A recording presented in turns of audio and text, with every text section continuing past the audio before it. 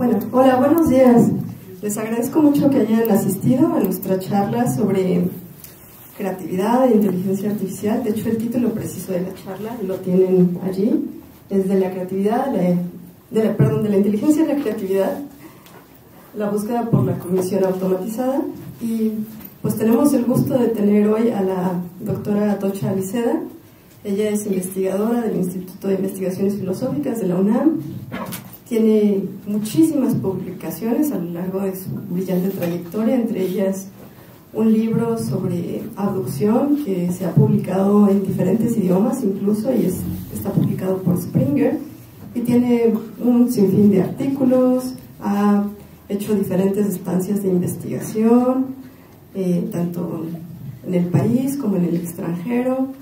Entonces, bueno, tiene una trayectoria impresionante y le agradecemos mucho que haya venido a dar esta charla. Entonces, le voy a dar la palabra y vamos, después de su charla, a pasar a una ronda de preguntas y respuestas. No sé si hubiera alguna pregunta clarificatoria en medio. Está muy bien. La aceptamos. Entonces, si hay algo que no vayan entendiendo, algo que quieran preguntar a la mitad de la charla, pues también con confianza pueden alzar la mano y le doy la palabra a la doctora Aliceda. Puedo usar ¿verdad? ¿Me escuchan? Sí, creo que sí. Bueno, pues yo más bien soy la agradecida con todos ustedes, en particular con la doctora Nancy Núñez, quien me acaba de presentar. Pero también estoy muy contenta de ver caras de colegas, el doctor Arturo Ramos, Raúl Alcalá, y bueno, pues creo que lo que nos tiene aquí, a los profesores al menos, es nuestro interés por la lógica. En particular, también, como pueden ver ustedes en no en el título de mi charla, sino abajo, entiendo que estas son unas conferencias sobre filosofía e inteligencia artificial. Lo primero que salta aquí es, ¿a poco tiene que ver algo la filosofía con la inteligencia artificial? Pues eso es otra cosa. Pues claro que sí. Al contrario, mucha gente que está en computación cree que todas estas ideas nacieron cuando nació la computación. Y no es verdad. Esto viene de la filosofía. De hecho, el primer artículo sobre lo que llamamos hoy día inteligencia artificial, que lo publica Alan Turing, de quien estaremos hablando un poco, pero estaremos hablando sobre Alan Turing, se publica en una de las revistas más antiguas de filosofía, la revista Mind. Entonces, de hecho, la filosofía es la que da origen, desde el punto de vista conceptual, desde luego, a la inteligencia artificial. ¿Con que vaya así? ¿Sí o no? A ver, déjame ver.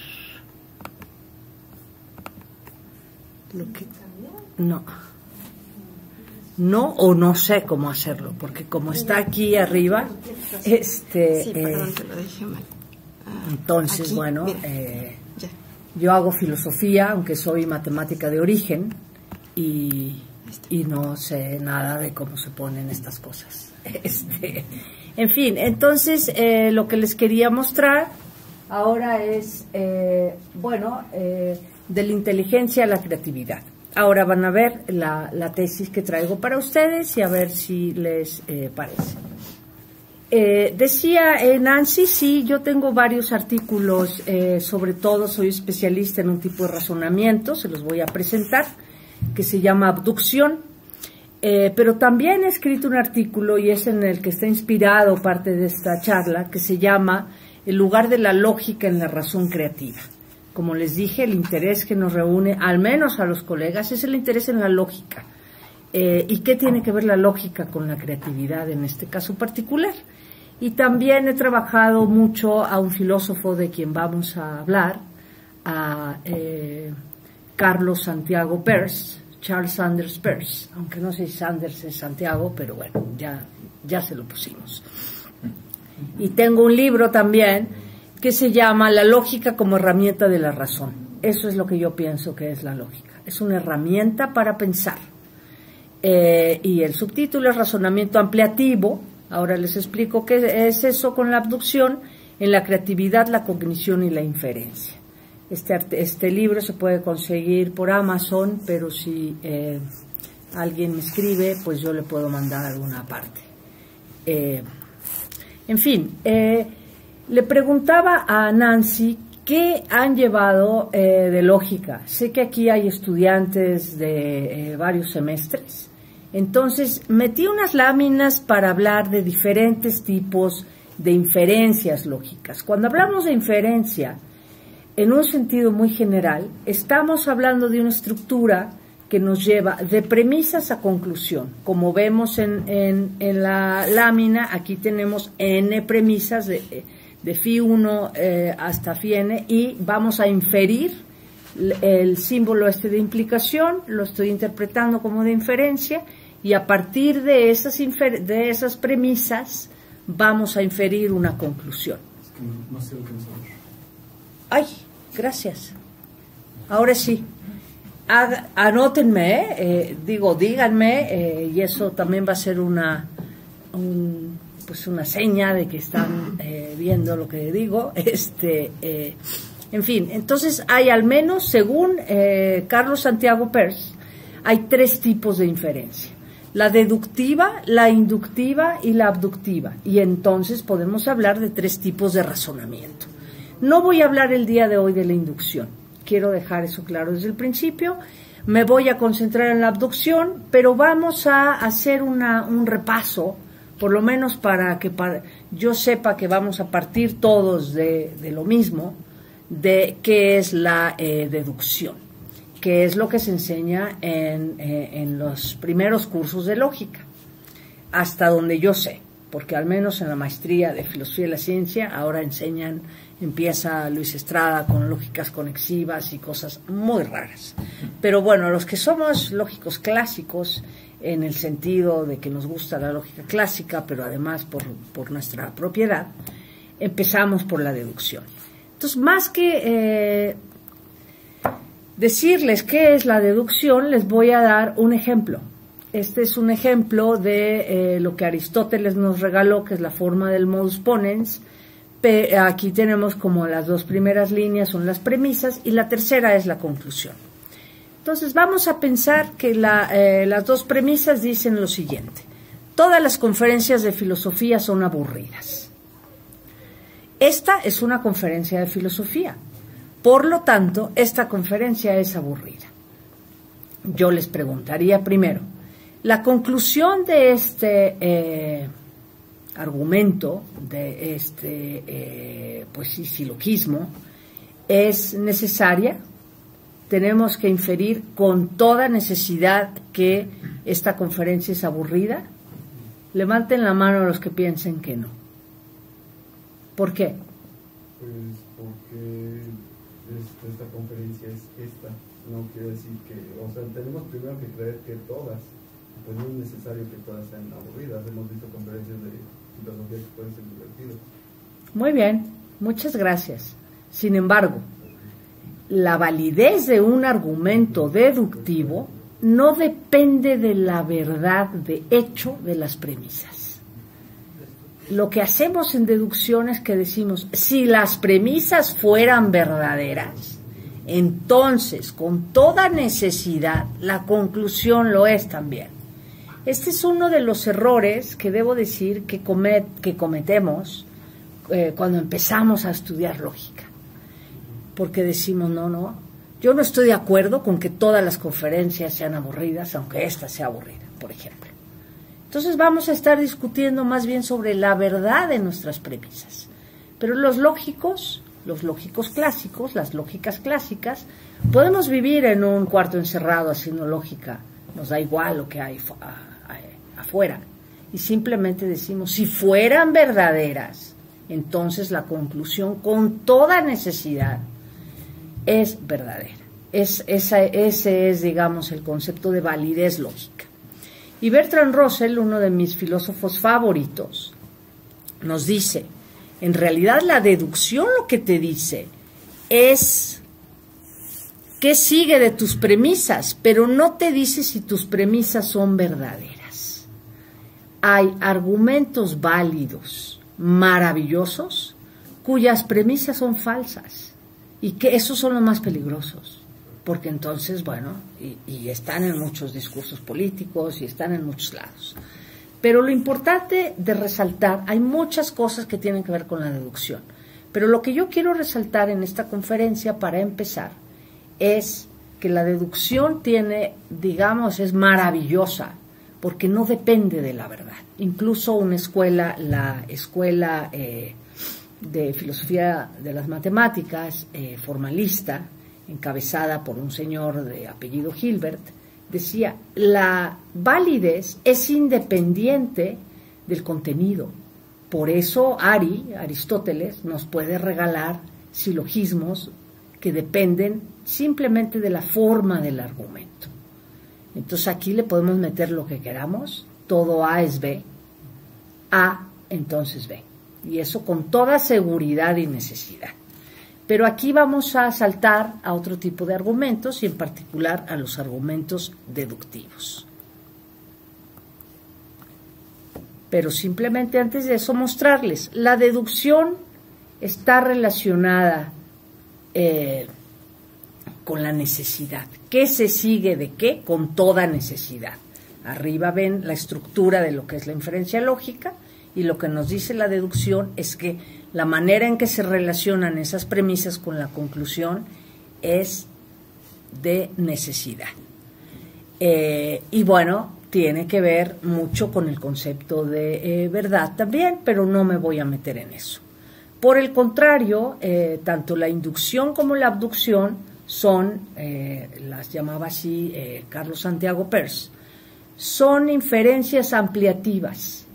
Primero, no son necesarias, la conclusión no es necesaria, es o solo probable o incluso plausible, que es de lo que voy a hablar ahora. Cuando algo es posible, pero no necesario, pero tampoco probable. Y bueno, y la inducción tiene que ver con un concepto importante que es el de frecuencia, aunque hay distintas interpretaciones de la inducción, y la abducción en particular tiene que ver con la hipótesis. Pero entonces este es como el repaso, digamos, de lo que ustedes han aprendido. Bueno, el repaso es una mínima parte, pero lo que yo quiero resaltar de la inferencia deductiva. Pero ahora saltemos a la abductiva, pero como esta es una serie, entiendo, de conferencias de filosofía e inteligencia artificial, vamos a empezar por la filosofía y más en particular por la concepción de Carlos Santiago Peirce sobre la lógica y más en general o más importante, él quería desarrollar un método de indagación lógica, cómo hacerle para pensar bien. Y lo que nos decía, bueno, primero, aunque lo vamos a ver un poco más grande en otra lámina, ahí ven ustedes a Carlos Santiago Peirce, era un norteamericano, un caballero del siglo XIX, muy elegante, y nos decía, él, la idea que tenía en realidad no era de tipos de inferencia, sino de un ciclo en el razonamiento.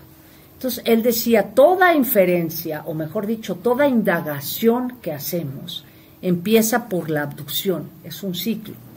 Y esto nace de una observación sorprendente. ¿Sí? ¿Qué hace que queramos indagar algo? Pues primero que nos sorprenda. ¿Sí? Y ahí vamos a usar la abducción. La abducción nos va a ayudar a producir una hipótesis. Gracias a la hipótesis, pero esa es una hipótesis, no sabemos si es verdadera o falsa. Entonces, de ahí armamos un argumento deductivo y vamos a ver qué nos sale. Podemos ver a la deducción, sobre todo en un campo que tiene que ver con la filosofía de la ciencia, como una forma de predecir. Dime qué se sigue de tus premisas si fueran verdaderas. Ah, pues se sigue esto. Y luego se va a usar la inducción.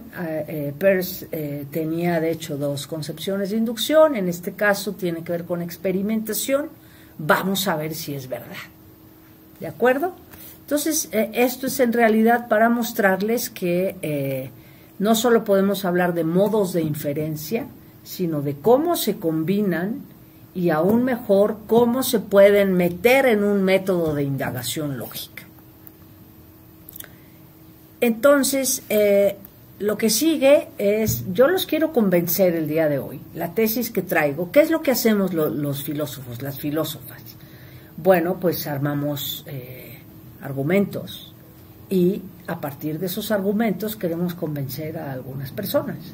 Y el día de hoy yo los quiero convencer de la siguiente tesis, que lógica y creatividad no son excluyentes. Depende, claro, qué entendemos por lógica y qué entendemos por creatividad. Veamos qué es lo que nos decía Carlos Santiago Peirce sobre esto. Lo que nos decía él es, esta es una cita: es verdad que los distintos elementos de la hipótesis estaban de antemano en nuestras mentes, pero es la mera idea de conectar lo que nunca antes hubiésemos soñado en relacionar, lo que presenta la nueva sugerencia como un destello ante nuestra contemplación. Entonces, esto nos sugiere, entre otras cosas, que la idea de la creatividad es conectar cosas que ya estaban ahí, pero que no las habíamos conectado. Es una idea de creatividad estrecha, ¿de acuerdo? No es la creatividad del pintor, no es la creatividad de inventar un nuevo concepto como el de los físicos, como el quark que se inventó, pero bueno, es una idea modesta que existe y que hay un concepto y que, nos da un concepto de creatividad. Conectar cosas que ahí estaban pero que no habíamos conectado antes. Cuando hacemos clic, es que no vino a la fiesta porque, y ya te cayó el 20, por ejemplo. Entonces, ahora sí paso a lo que voy a presentar en esta charla, aparte de la introducción que he hecho. Me da mucho gusto que tengamos más asistentes a la conferencia. No se han perdido de mucho más que de lo que es la deducción, y eso espero que ya lo tengan algo claro. Entonces, vamos a hablar de lo que decía primero Carlos Santiago Peirce sobre la abducción, y después nos vamos a irnos con Turing. Alan Turing, del que les hablé muy al principio. Él es el pionero de lo que hoy llamamos inteligencia artificial. A él no le llamaba así, le llamaba inteligencia mecánica, y se hacía la pregunta por la inteligencia. Y lo que yo quiero es convencerlos también que en realidad en inteligencia artificial lo que tenemos es que hacer un switch y cambiar la pregunta de la inteligencia por la de la creatividad. Y eso es lo que voy a hacer en la última parte, ¿sí? Es un borrador. Y lo maravilloso de las charlas es que pues podemos tener interacción. Entonces, sí, vamos a dejar un tiempo para preguntas. Entiendo que tenemos en total 2 horas, ¿sí? Pero, por favor, no se detengan en hacer alguna pregunta de aclaración, o si yo les pregunto, como el compañero ya nos hizo favor de contestar, durante la conferencia. Entonces, bueno, vamos a ver otra cita de Peirce, y aquí va a ser citando a Kant. ¿Alguien en este salón ha llevado algún curso donde le han hablado de Immanuel Kant? ¿Sí o no? Muy bien. Bueno, pues lo que nos dice Carlos Santiago es lo siguiente. De acuerdo con Kant, la pregunta central de la filosofía es cómo son posibles los juicios sintéticos a priori. Pero anteriormente a esta pregunta surge la siguiente: ¿cómo son posibles en general los juicios sintéticos? Y aún más en general, esta es la pregunta, la que está en rojo, la que le interesa a Carlos Santiago: ¿cómo es posible de cualquier forma el razonamiento sintético? Aquí estamos hablando, bueno, cómo generar nuevo conocimiento, para decirlo en términos más actuales y también más informales. Cuando se haya resuelto el problema general, el particular será comparativamente más simple. Esta es la llave de la puerta de la filosofía. Entonces, aquí nos recuerda Kant, citado por Peirce, y luego citado por otro señor que se llama Christopher Hookway, esto. ¿Por qué tanta gente involucrada? Simplemente aquí les quiero comentar que cuando uno es investigador y trabaja con otros con lecturas, pues hay que citar a las personas que estamos leyendo. Los podemos parafrasear, pero no podemos escribir con nuestras palabras como si fuera nuestra, una idea que no es nuestra. Pero encima de esto es, digamos, una costumbre también en la academia, que si alguien cita a otra persona y tú tomas esa cita, tienes que avisarle al público que esa cita no la encontraste tú en la fuente primaria, sino la encontraste a través de otro, ¿sí? En fin, esto es simplemente un comentario. ¿Qué nos dice Peirce sobre la abducción? En primer lugar, antes de pasar a las citas, tengo 2 o 3. No solamente este caballero se ve así, porque era un caballero del siglo XIX, sino que cuando inventó su idea de la abducción, no existía la lógica formalizada. Estamos hablando de fines del siglo XIX, principios del XX. Entonces, él todo lo hizo primero en lenguaje natural. Eso es muy importante, pero también es importante recordar que en ese entonces no estaban las disciplinas separadas como las tenemos ahora, y muy en particular, lógica y epistemología no había una diferencia. Entonces, de hecho, para Carlos Santiago, la noción de abducción es una noción epistémica, es una noción de generación de conocimiento nuevo, como yo ya lo quise sugerir un poco antes. Y entonces nos dice cosas como la siguiente. La sugerencia abductiva nos viene como un destello. Esto nos recuerda a lo llamado, tal vez lo hayan escuchado, el momento eureka. Ahí cuando se te prende el foco, ¿sí? Dices, ándale, esto. Y nos viene, según Peirce, como un destello. Lo que está abajo es la cita original en inglés, nada más. Y luego nos dice, ella, hablando de la abducción, es la única operación lógica que incorpora nuevas ideas. Por eso se le llama también la lógica del razonamiento sintético, aludiendo a lo que ya les dije sobre Kant. Implícito, pero ya se los dije al principio, es que en esta conferencia quiero dejar claro otra vez que la idea de generar conocimiento nuevo no es una idea, con todo respeto a los computólogos de hoy, de la IA generativa.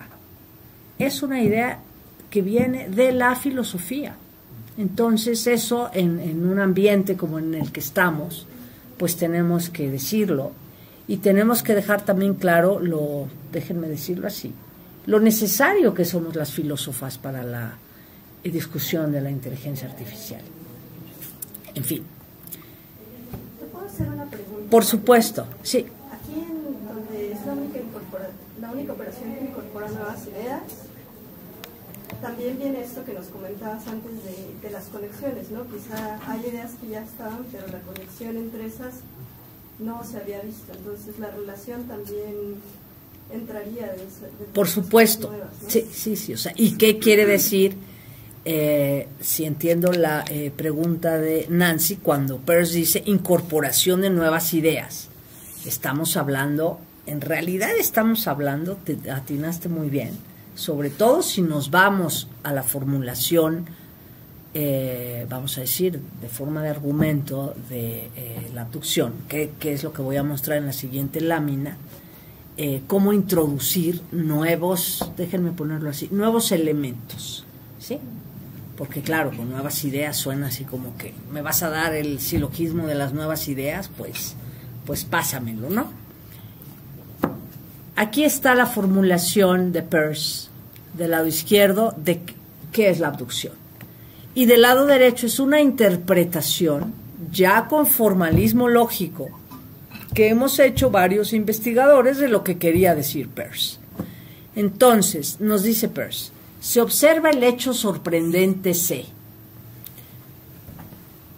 Pero, segunda premisa, si ya fuera verdadera, no dice que es verdadera, fuera verdadera, entonces C sería una cosa normal. Entonces hay una razón para sospechar, por lo tanto, hay una razón para sospechar que A es verdadera. En primer lugar, Vayamos a la formulación lógica. Si le quitamos los simbolitos de admiración y el de pregunta, que eso es una manera de interpretar la abducción, estamos haciendo, los que vienen de estudiar lógica, estamos ahora en el campo de las falacias. Y nos dicen, no, esa es una falacia. Si yo tengo que A implica C y que A con toda seguridad puede implicar C, eso ya lo vimos con un ejemplo. Pero si tengo el consecuente, no puedo afirmar el antecedente con toda seguridad. Es una falacia. Entonces el maestro te va a decir que eso es una falacia. ¿En qué sentido? En que no es un argumento válido. Aun cuando las premisas fueran verdaderas, la conclusión puede o no ser verdadera. Por eso algunos lógicos dicen, no, a mí no me interesa esa forma de argumentar, porque cómo voy a tener una lógica donde lo que yo infiera, pues es una sospecha. Imagínense, es la lógica de la sospecha. Y a mí me encanta que le llame así Carlos Santiago porque tiene que ver con cómo razonan los detectives, por ejemplo. Pero bueno, del lado derecho, esto yo, no estoy sola en esta interpretación, pero lo he interpretado como un simbolito C. Tenemos primero que decir, ¿qué es el hecho sorprendente? Aquí no es solo C, es un hecho sorprendente. Sin embargo, lo que es sorprendente para mí no va a ser sorprendente para ustedes.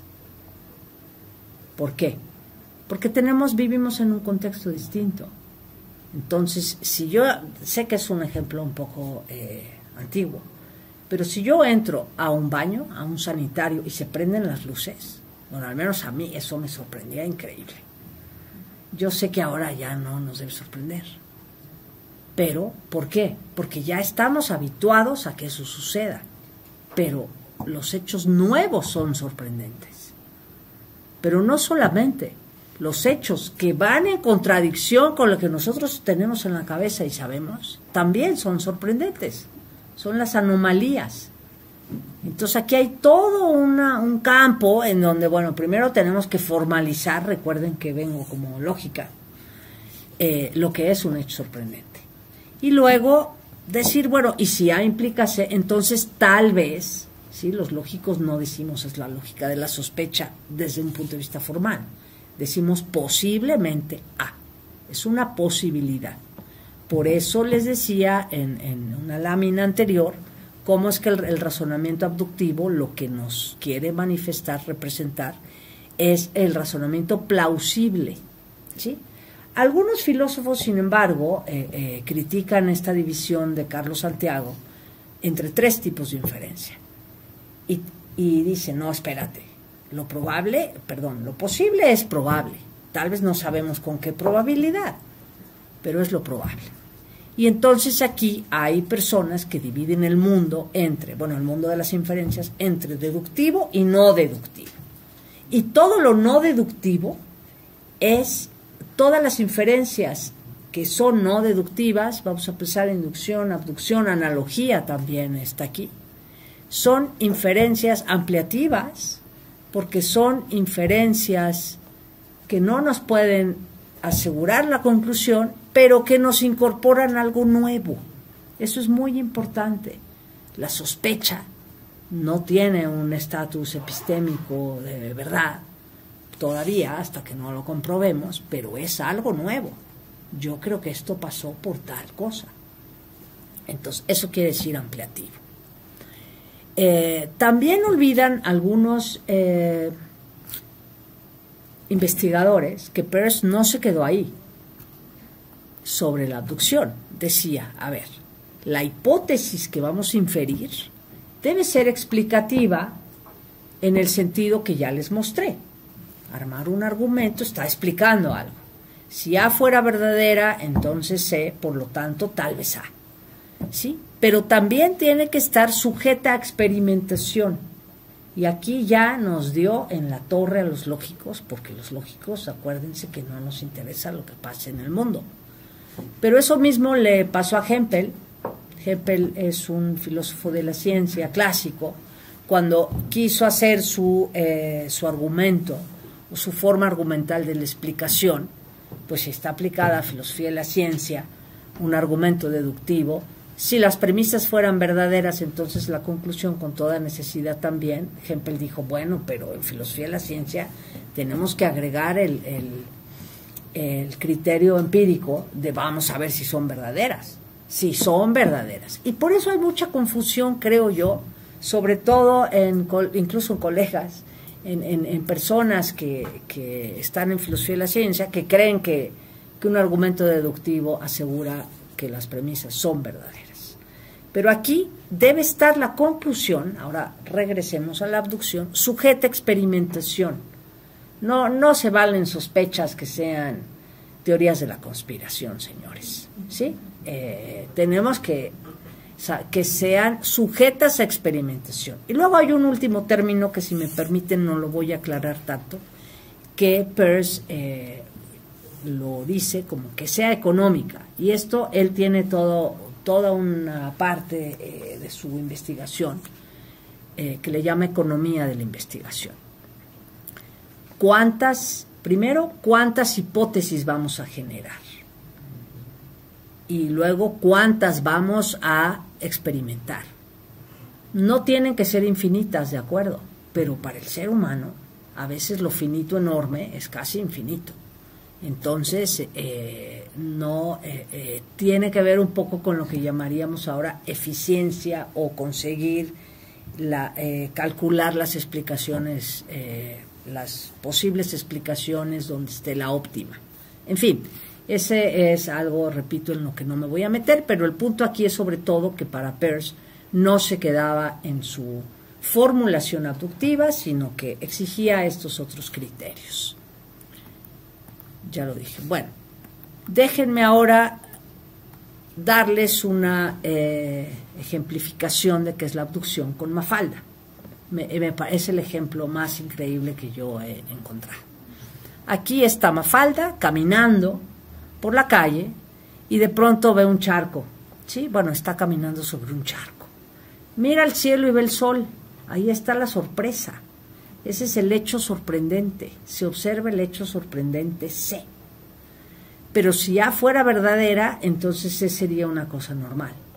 Cada uno de ustedes piense, ¿qué puede explicar? Por eso está Mafalda con su interrogación ahí. ¿Qué puede explicar que el suelo esté mojado mientras hay sol? ¿Alguien me puede decir alguna explicación? ¿Qué sospechan que ha pasado? Por favor. Que regaron las plantas, ¿no? Regaron las plantas. Bueno, no se ven las plantas, pero regaron las plantas y se les tiró un poco más. Muchas gracias. ¿Alguna otra explicación? Que lavaron un carro. Que lavaron un carro. Lavaron un carro. Una fuga de agua, muy bien. Pues simplemente echaron agua ahí. Echaron agua ahí ya. Sí, y podemos también tener teorías conspiratorias. Los marcianos echaron un balde de agua que no nos dimos cuenta porque son invisibles. Pues ahí les va lo que Quino, el inventor de Mafalda, interpretó para esto. Es el primer día de clases. Los que tengan hijitos, sobrinitos, o los que tengan muy buena memoria cuando eran pequeños y fueron el primer día a clase, quizá lloraron. Y como había tantos llorando, pues mojaron. ¿A quién se le había ocurrido esta explicación? A nadie. Me encanta este ejemplo porque, aunque te podría decir un filósofo de la ciencia inductivo, es que cualquier cosa posible es también probable. Pues sí, pero ¿quién va a andar pensando en una explicación así? ¿Ok? Entonces, bueno, por esa razón, y es una abducción, es una hipótesis, y aquí además nos la está poniendo Quino como verdadera. ¿Ok? Bueno, regresemos a Peirce y les voy a poner otra vez esta cita para que recordemos bien cómo está. Incluso, aunque no me encanta citarlo, el que inventó Apple y todo esto, Hobbes, tenía esta idea de la creatividad, conectar, hacer nuevas conexiones. Y es lo que ya nos decía Carlos Santiago. Es verdad que los distintos elementos de la hipótesis estaban de antemano en nuestras mentes, pero es la mera idea de conectar lo que nunca antes hubiésemos soñado en relacionar, la que presenta la nueva sugerencia como un destello ante nuestra contemplación. Esto está, incluso, en mi opinión, bellamente escrito. Pero ¿qué tiene que ver con la idea, con la formulación esta? Yo quité de mi conferencia lo que tengo en el artículo que les mostré. Y hay una discusión entre los persianos, así se llaman los que estudian a Peirce, sobre esto. Tanto rollo por un lado, y luego aquí, ¿dónde está lo nuevo? ¿Sí? Y hay una discusión incluso si la abducción, la inferencia, o lo que llamamos la inferencia, está en la conclusión o está de hecho en la segunda premisa. ¿No estaremos ahí más bien conectando A con C? En fin, entonces esto es un problema, bueno, no es un problema, pero es una discusión abierta. Y lo maravilloso de la filosofía es que a cada quien se le ocurre algo distinto y podemos comentar. Y creo, Nancy, que aquí está la respuesta a tu pregunta, ¿sí? No es realmente un elemento nuevo, la A. Bueno, porque la A tuvo que haber salido de algún lado para conectarse con C. Pero sí es nuevo o hacer la conexión o decir, ¿qué es lo que hicieron ustedes? Hay agua, o sea, fíjense, fueron, de alguna manera, es como se dice también la abducción de los efectos a la posible causa. Vemos agua, pues yo creo que regaron, yo creo que pasó un auto, yo creo que había una fuga, etcétera, etcétera. ¿Sí? Entonces, en ese sentido es que se les ocurrieron cosas nuevas y es como si en la mente tuviéramos todas estas reglas. Hay agua, el suelo está mojado cuando pasa esto, y entonces también podemos pensar a la abducción como elegir exactamente, o sea, hacer la conexión. Pues puede ser esto. ¿Ok? Entonces, ¿dónde íbamos? Lo siguiente es nada más comentarles que esto no se limita a lo que vimos, si no, no habría lógica de la abducción. O sea, hay modelos lógicos de la abducción, vamos a decir, sofisticados, pero se basan en lo que les acabo yo de mostrar.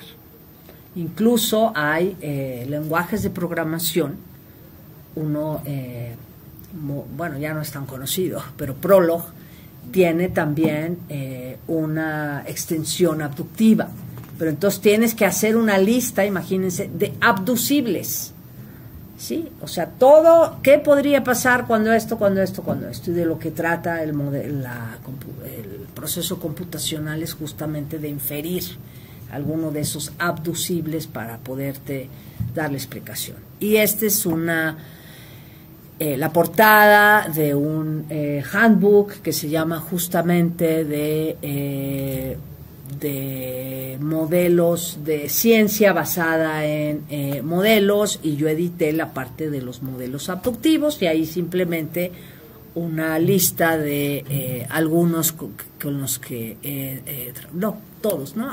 Gente de la UNAM, o sea, yo misma, pero también un postdoc que pasó por aquí, tanto Matthew Verlaine como Cristina Varés Gómez, hay gente en Brasil, en Sevilla, en fin, mucha gente está trabajando y en distintas lógicas.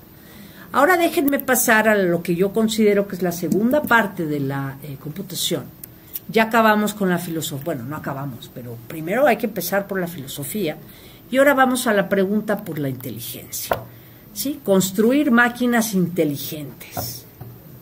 ¿Qué quiere decir esto? Bueno, yo tengo un artículo de divulgación donde rastreé la pregunta que se hizo Alan Turing, que yo le llamo la pregunta por la inteligencia. Él escribe este artículo, se los mencioné al principio, en la revista Mind, y empieza el artículo diciendo, bueno, su artículo se titula Computación Mecánica e Inteligencia. Pero empieza su artículo y se trata de contestar a la pregunta, ¿pueden las máquinas pensar? Estamos en 1950. No sé si sus abuelos o bisabuelos incluso sean de esa época. Ustedes son personas muy jóvenes. Pero en ese momento era una pregunta para algunos incluso ridícula, ¿eh? ¿Cómo vamos a pensar que algo que es un poquito más grande que una calculadora piensa? Y que es inteligente, pues menos. Yo lo sigo dudando. ¿Por qué? Porque en realidad lo primero que hay que aclarar es que, antes de leer esta cita, es que Alan Turing no se hacía la pregunta específica de si las máquinas son o no inteligentes. Su pregunta fundamental es si podemos simular la inteligencia. Ah, pues ahí ya nos deshacemos de los psicólogos para empezar, ¿sí? Y no que me quiera yo deshacer de ellos, pero sí creo que en filosofía hay que distinguir nuestras preguntas y decir cosas como, independientemente de la cuestión descriptiva, de ver si en efecto las máquinas piensan, podemos hacer la otra pregunta de si simulan la inteligencia, si se comportan como si fueran inteligentes. Aunque no voy a entrar en esto, pensemos ahora en ChatGPT, ¿sí? Es que se puso fatal, me contestó tal, no me entendió. Es como la gente se refiere a este modelo, a esta implementación computacional como si fuera un humano. No, no. Eso se lo estamos escribiendo nosotros. Y es un ejemplo perfecto de procesamiento del lenguaje natural, pero no nos está propiamente entendiendo. Ahora, ¿qué quería decir Alan Turing con esta pregunta? Él era matemático, ¿sí? Y de hecho el modelo computacional de la computadora hoy día nos lo ofreció, nos lo regaló Alan Turing con un concepto, un modelo que se llama autómata. Si ven arriba a la derecha, ese es un autómata. Un autómata es una estructura en donde tenemos un estado inicial, que es el que está pintado en rojo, y todas las flechitas son transiciones. Entonces, este es un autómata que reconoce o no cadenas, ¿sí? Tú le metes una cadena de ceros y unos o de A's y B's y te la va reconociendo o no. Y te dice, aquí casi no se alcanza a ver, ¿no? Si tú ves una A, te quedas en el estado inicial. En el momento que ves una B en la cadena, te vas al otro. Y tiene un estado inicial y un estado final. Aunque no lo crean, ese es el modelo, obviamente más sofisticado, pero se basa en lo que se llama un autómata. Y entonces, dada esta estructura, la pregunta dentro de ese artículo, en realidad la pregunta sobre la inteligencia, se traduce en lo siguiente. ¿Puede una máquina digital, representada en un autómata, de estado finito, a través de una serie de instrucciones, quizá larga pero finita, dar respuestas coherentes a preguntas hechas por un humano y engañarlo, haciéndole pensar que su interlocutor es un humano y no una máquina? Esa es la pregunta por la inteligencia de un matemático que es quien, por cierto, descifró también un código durante la Segunda Guerra Mundial y ayudó a los ingleses a pues descifrar este código. Y aquí esto se relaciona con la llamada prueba de Turing, que tiene que ver con lo que les enseñé antes, y entonces está alguien de un lado. Aquí no encontré la lámina que tuviera, digamos, del otro lado a dos personas, pero bueno, aquí tiene que descubrir si quien está del otro lado es un humano o es una máquina. Le está preguntando cosas y entonces, aunque hay muchas caracterizaciones de lo que es la prueba de Turing, de hecho hay incluso varios volúmenes que hablan de esto, se reduce más o menos a esto. Es un humano haciendo preguntas y si descubre quién es el humano y la máquina, entonces la máquina no pasó la prueba de Turing. ¿Ok? Bueno. Pero también Alan Turing es considerado el pionero de la inteligencia artificial. Pero más en particular, la inteligencia artificial, yo les estoy hablando de la llamada en inglés GOAF, Gold Old Fashioned AI. Yo vengo de la vieja guardia de la inteligencia artificial. Ahora la inteligencia artificial está en las lavadoras, está en quién sabe cuántos lados. No. Yo vengo de lo que se pensaba en los años 50 del siglo pasado. Y entonces pensamos a Alan Turing sobre todo como el pionero del aprendizaje de máquina. ¿Sí? ¿Qué distingue una calculadora de una computadora? Muchas cosas. Es más, la calculadora pues está ya dentro de la computadora. Pero lo maravilloso es la noción de programa. Que tú tengas un programa computacional y que en el ejercicio de implementar, en su implementación, puedas modificarlo o que puedas modificar datos. Eso te da la entrada al aprendizaje de máquina, lo que se dice en inglés el machine learning.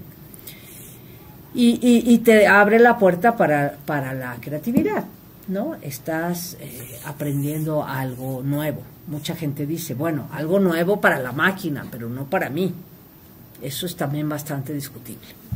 Y nos decía Turing, citado por Pereira, lo que queremos es una máquina que pueda aprender de la experiencia.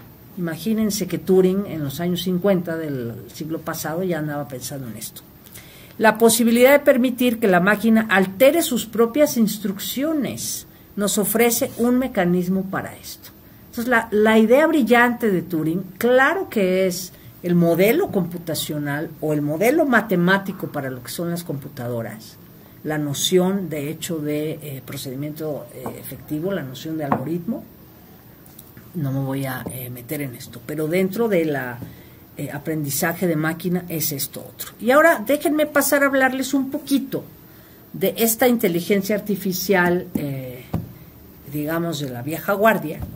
Y es que unos señores se juntaron en el verano de 1956 en Estados Unidos, le llamaron el taller de Dartmouth.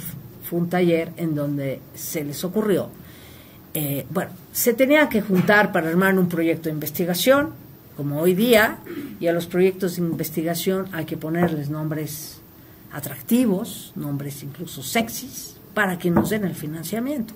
En realidad, incluso hay un libro que empieza hablando sobre esto con este argumento. Pero ahí se plantearon su compromiso en definir la disciplina de la inteligencia artificial y trabajar en ella. Y ellos pensaban que en el verano lo iban a solucionar. Vamos a contratar a un par de estudiantes, 3, 4 postdocs, y que ellos hagan las cosas que nosotros les decimos, y ya tenemos a la inteligencia artificial. De hecho, fíjense cuál era su conjetura, ¿sí? Espérenme. Y antes de eso, no lo dije, pero sí quiero mencionarlo ahora. Si ven arriba, este fue el logo de un evento que hicimos en la UNAM en 2012, fue el aniversario de los 100 años del nacimiento de Turing. Y justo el artículo que les platiqué de divulgación salió en la revista Ciencia de la Academia Mexicana de Ciencias, y ahí es donde rastreo yo la pregunta de cómo se le ocurrió a Turing esto de si pueden pensar o no las máquinas, y él había escrito otras cosas antes de ese artículo del 1950. Pero estos señores, los norteamericanos, tenían esta conjetura. Y decían, esto sale de la memoria, de las memorias de Niels Nilsson, creo que no lo dije aquí, disculpen. Era John McCarthy, un matemático, Alan Newell, un computólogo, y Herbert Simon, que era el psicólogo cognitivo. Se le conoce a Herbert Simon también porque él tiene la noción de racionalidad acotada por la que gana el premio Nobel como economista. Entonces, bueno, era gente muy inteligente, pero vean lo que querían hacer. Decían, toda su conjetura, hipótesis, era la siguiente: todo aspecto del aprendizaje o cualquier otro aspecto de la inteligencia puede en principio describirse de una manera precisa, de tal manera que una máquina pueda simularlo. El problema de la IA consiste en hacer una máquina que se comporte de maneras que pudiera ser descrito como inteligente si un humano se estuviera comportando de esa manera. O sea, el mismo caminito de Alan Turing.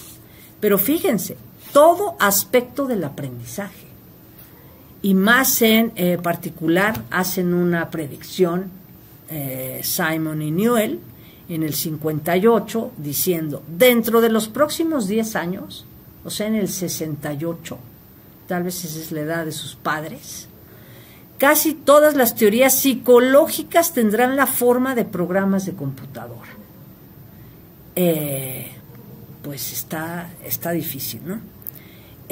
Y como termino yo ese artículo, y es, digamos, la parte no computacional y filosófica o más en general humanística, que para mí implicó este programa, es que más allá de sus éxitos o no, que ya ven, no fueron demasiados, sobre todo con estas conjeturas, es que nos hizo muy claro que no teníamos claro cómo en realidad los humanos piensan. Y esa creo que es la parte más importante. El desarrollo que ha habido en las ciencias cognitivas, que también nacen, bueno, eso es un conjunto de disciplinas, computación, filosofía, lingüística, que tratan sobre todo de estudiar la mente, por eso se llaman así ciencias cognitivas. Tiempo después, Herbert Simon se hace lo que yo llamo la pregunta sobre la creatividad. A él lo que le interesó fue esta, en esta línea de simulación, dijo, bueno, vamos a simular descubrimientos. Y tiene un libro, mucho después de esta fecha 73, pero es de antes de los 90, con sus colegas en computación, que se llama Descubrimiento Científico, Aproximaciones Computacionales. Y lo que ellos hacen es simulaciones de descubrimientos tanto en física clásica como en química. Y eso es fantástico. La gran crítica es que les dicen, oye, pero esos no son nuevos descubrimientos, está simulando descubrimientos, ¿cierto? Pero bueno, vamos a simular primero los que ya hay para ver cómo le hacemos para que haya otros. Y a partir de aquí ha habido, como bien saben, o sea, hoy día sí podemos hablar de descubrimientos o de generación de conocimiento. En mi opinión siempre es en interacción y obvio interpretación del lado del humano, pero así empezó esta historia de la creatividad o de los descubrimientos.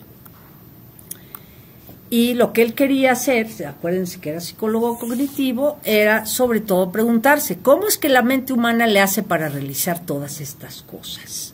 ¿Sí? Y ahora vamos a ver las, déjenme ver, las reflexiones ahora de John McCarthy sobre esto. En el 90 decía, sí, él tiene también una parte, un libro sobre su vida, y en su propio artículo decía algo como lo que sigue. La investigación, lo decía en el 90, 1990. Ahora sí, tal vez ya llegué a su edad, o casi. La investigación en la AI solo ha sido exitosa de manera muy moderada. Su índice de progreso sólido es tal vez mayor que el de las ciencias sociales, imagínense esto, pero menor que el de las ciencias físicas. Esto es tal vez esperado, considerado la dificultad del problema que abarca. Y aquí hay, muchas opiniones, pero sobre todo dos. Algunos opinan que es que no ha llegado ese momento todavía, porque necesitamos tener más tecnología y mucho más desarrollo, pero que eventualmente va a haber máquinas inteligentes o que simulen inteligencia y hagan muchas tareas o muchas de las cosas que nosotros hacemos. Pero quiero detenerme aquí en algo. Pero sobre todo lo que ha cambiado es que antes, en esta época de la inteligencia artificial, la clásica o la de la vieja guardia, incluso se pensaba que se podían hacer programas que resolvieran muchas tareas. El famoso GPS, General Problem Solver, sus creadores, que fueron estos tres pioneros, querían que fueran problemas pues, que resolvieran casi cualquier tarea. Claro, ellos estaban pensando en resolución de problemas en la ciencia y en particular en cosas que tienen que ver con matemáticas. ¿Sí? Pero ya en 1990 esto dijo John McCarthy y también dijo esto otro. Desafortunadamente entendemos los procesos mentales solo un poco mejor de lo que un pescado entiende sobre el nado. O sea, sabemos nadar, pero pues no tenemos ni idea de cómo realmente nadamos. ¿Ok? Quiero terminar esta parte, porque sobre todo me va a interesar mucho qué piensan ustedes de todo esto. Pero me faltan como 3 láminas para terminar esta parte y luego ya la última, que es bastante corta, sobre cómo unir creatividad o cómo en realidad ir más por la pregunta de descubrimiento que la de inteligencia. Lo que quiero aclarar aquí es que en el tiempo hay una distinción que a mí me parece importantísima, de la que se habla hoy menos o poco, pero que se hizo en esta inteligencia artificial de la vieja guardia, que, bueno, no, sí, que era entre la inteligencia artificial fuerte y la débil. Claro, entonces hay algunos que hablan, por la fuerte es pensar en máquinas que sean conscientes, que tengan emociones o que simulen que son conscientes. Vamos incluso a quedarnos con esta idea. Y de la inteligencia corporeizada. O sea, hay otra cosa que todo lo hemos dejado acá arriba. ¿Y lo demás qué? O sea, hay mucha parte de nuestra inteligencia como humanos que en realidad tiene que ver con nuestro estar en el mundo. Y al menos desde el punto de vista técnico, si vamos a hacer robots, pues tenemos que darles un cuerpo. Y además recuerden la idea de Turing, máquinas que aprendan de la experiencia. ¿Cómo va a experimentar el mundo un software que está dentro de esta máquina? No puede. Entonces, aquí hay toda una discusión. Pero esto, para mí, en mi opinión, incluso hoy día, lo que se ha dicho y también hecho en este parte de inteligencia artificial fuerte, a veces para mí es más ciencia ficción que otra cosa. Yo los estoy un poco presionando para que me digan, no, yo conozco un robot que hace no sé qué o no sé cuál. Piensen en ejemplos que en realidad serían contraejemplos de lo que les digo. Por otro lado, la inteligencia artificial débil, que en mi opinión es la exitosa, es la que se ha concentrado en dominios y de hecho problemas muy particulares y ha hecho unos avances increíbles. Y aquí estamos hablando en un principio juegos de estrategia. Todos sabemos que a Kasparov, el genio y campeón de ajedrez, le ganó un programa. Era el Deep Blue, ¿no?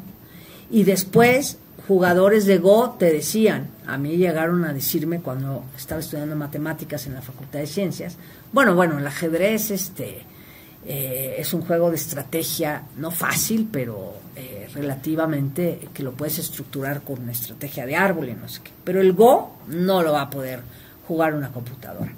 Pues AlphaGo llegó años después y acuérdense también que digamos, el programa venció a los humanos. Pero también hay mucho trabajo en cuestiones de planeación, de la que no voy a hablar, y de diagnóstico. Yo en particular estoy interesada en cosas de diagnóstico médico, hasta dónde podemos automatizar estos procesos.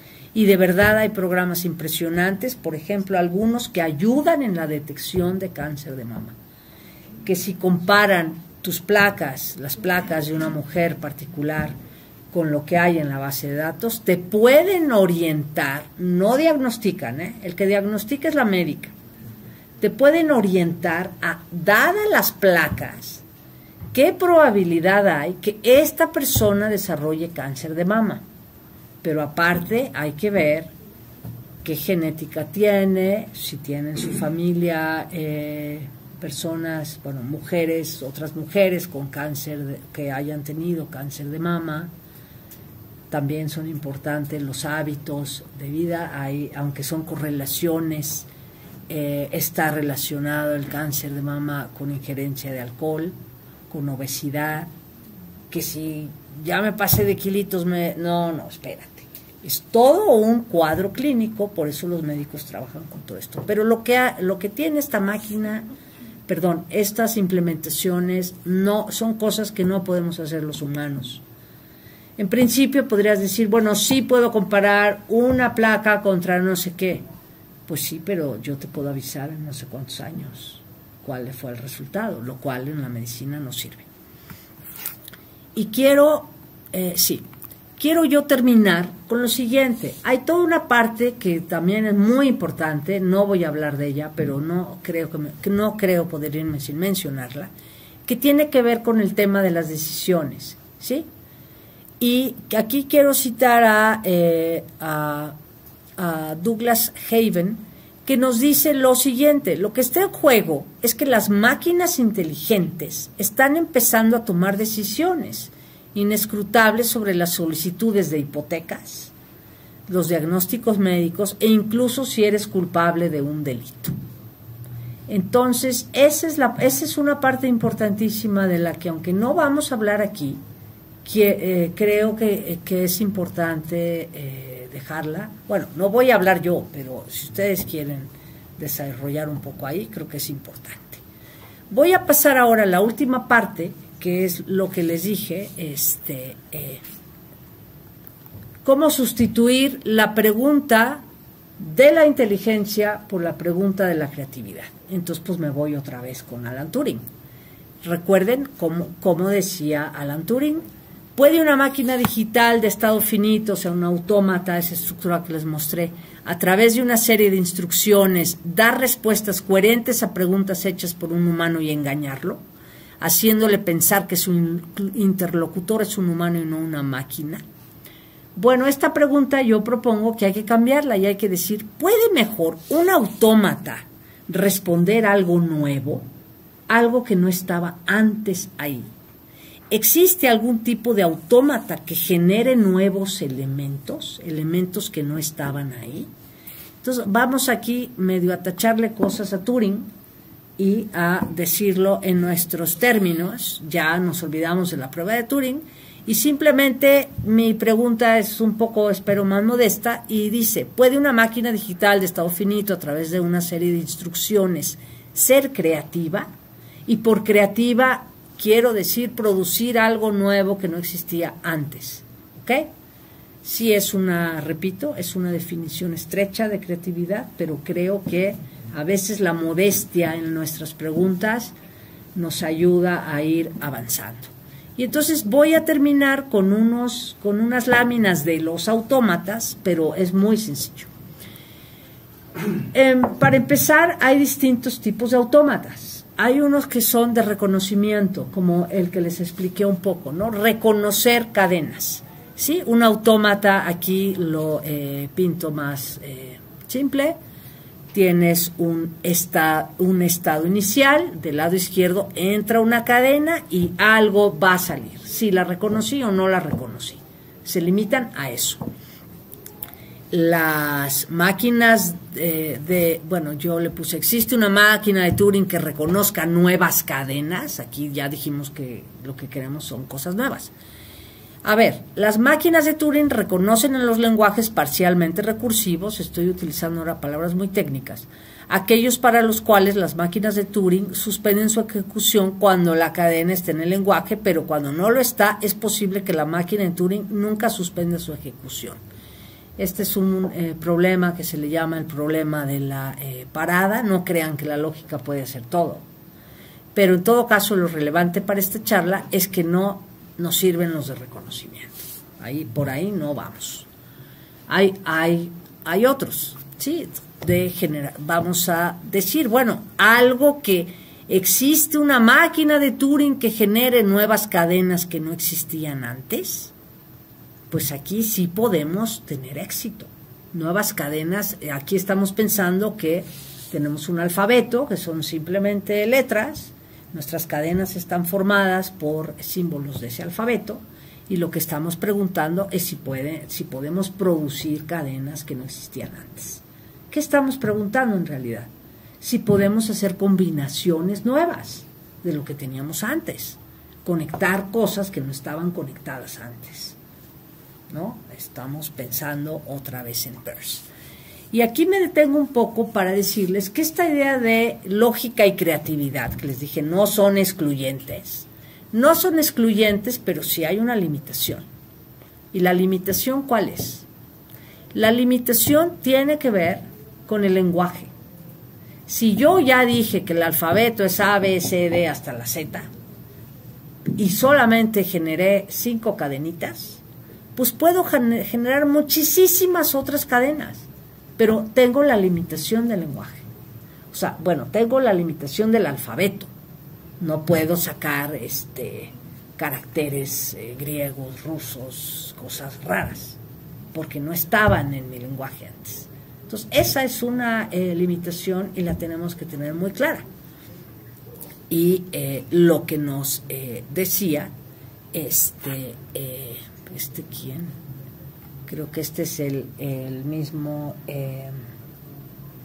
Simon, disculpen, aquí ya no me acuerdo de qué cita es, pero antes de leer la cita, en términos informales, de hecho hay una idea de la creatividad. No hay nada nuevo bajo el sol. Lo que se manifiesta son nuevas combinaciones, conexiones, asociaciones, correlaciones, ¿sí? Las nuevas ideas son siempre producto de combinaciones ya existentes, que es la misma idea de Peirce. Entonces, espero, un poco más de más sentido hablar de creatividad, la pregunta de Nancy desde el principio, o hablar de generación de cosas nuevas en este ámbito desde la formulación peirciana, en un sentido, aunque sea muy simple, ¿sí? Y a los seguidores de Wittgenstein también les recuerdo que eso ya lo sabía Wittgenstein, y lo que nos decía es lo siguiente: hay una restricción sintáctica del lenguaje, ¿sí? Bueno, el lenguaje en realidad es del alfabeto, cuando Wittgenstein en esta cita dice: los límites de mi lenguaje significan los límites de mi mundo, ¿sí? Otra vez, la filosofía está en todos lados. Lo que pasa es que hay que aprenderla para reconocer que anda por ahí. Y creo que ustedes pueden hacer ese trabajo. Voy a terminar con esta otra cita de Simon, que a mí me encanta, y nos dice: las nuevas representaciones, al igual que los nuevos problemas, no nacen de la frente de Zeus, sino que emergen en etapas graduales y muy lentos. Casi todas las actividades científicas tienen lugar en el marco de paradigmas establecidos.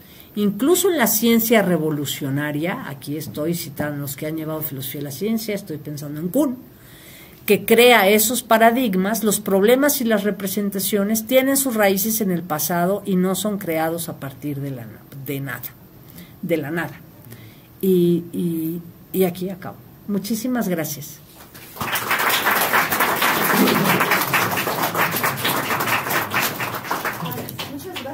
Entonces vamos a empezar con preguntas y respuestas. Entonces, ¿quieren alzar la mano? Déjame irme al principio. Aquí está mi URL. Si quieren echar un ojo, el artículo de Turing lo pueden ver por ahí. Bueno, sobre Turing. Sí, entonces, ahí está. Si quieren preguntar algo, pues alcen la mano y yo los voy anotando en una lista.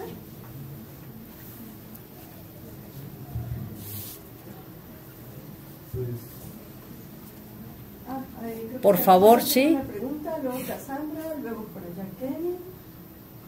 Arturo, creo, ¿no? Pero primero los estudiantes, Okay, por favor. Cassandra, Sí. Sí. Y de verdad, no hay preguntas tontas. Me disculpan.